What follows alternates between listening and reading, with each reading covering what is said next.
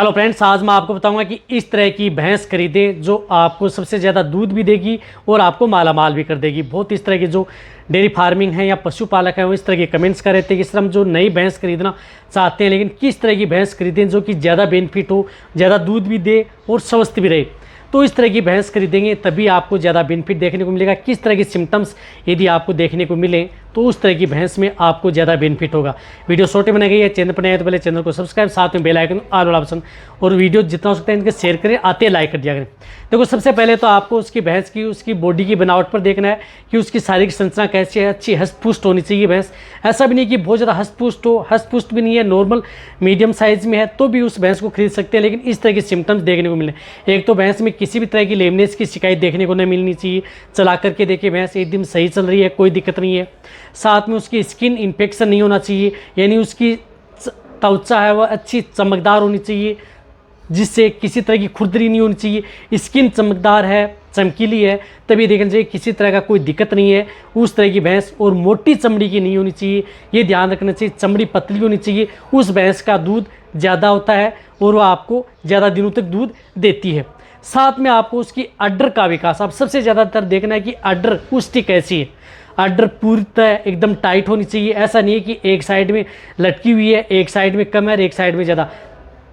चारों साइड से आप आगे पीछे लेफ्ट राइट साइड से क्या होना चाहिए, अड्डर है वह एकदम टाइट होनी चाहिए। और उसके अंदर जो उसकी अड्डर जो मिल्क वेन है वह उभरी हुई आपको दिखनी चाहिए। तब ये देखना चाहिए कि ये जो भैंस है ये ज़्यादा दूध देने वाली है।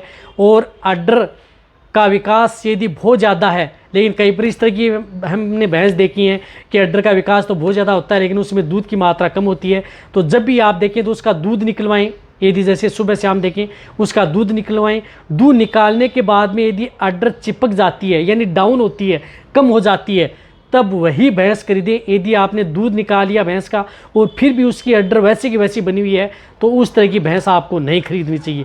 ये ध्यान रखना है, उस तरह की भैंस में ज़्यादा दूध देने वाली भैंस नहीं होती है। उसकी अड्डर की जो साइज़ है या अड्डर की जो चमड़ियाँ हैं वो ज़्यादा मोटी होती हैं, उसकी वजह से आपको लगता है कि उसकी अड्डर ज़्यादा भारी है तो ज़्यादा दूध देगी। नहीं, तो उस स्थिति में आप उसका दूध निकलवाएं। दूध निकालने के बाद में अड्डर चिपक जाती है, डाउन हो जाती है। दूध निकालते समय यदि अड्डर एकदम टाइट हो जाती है, उसकी जो मिल्क वेन है वह भी बहुत ज़्यादा टाइट हो जाती है, उभरी हुई दिखाई देती है, उसी तरह की भैंस खरीदनी चाहिए। और रही बात उसके थन है वो छोटे नहीं होने चाहिए। जो चारों थन है उनके बीच में स्पेस होना चाहिए ताकि दूध निकालने में कोई भी दिक्कत देखने को न मिले।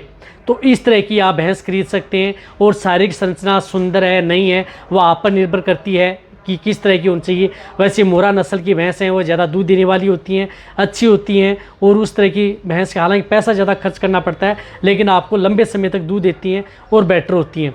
तो आप इस चीज़ का आपको ध्यान में रखना है। ये 2-3 चीज़ें यदि आप ध्यान में रखेंगे, एक तो अड्डर की और एक थन की, एक उसकी शारीरिक संरचना की, एक और स्किन की, तो आप आसानी से। और रही बात उसकी जो शारीरिक संरचना, ऐसा नहीं होना चाहिए कि एक साइड का पेट लटका हुआ है एक साइड का पेट है, यानी उसकी जो बॉडी संरचना है वह फिट एंड फाइन होनी चाहिए।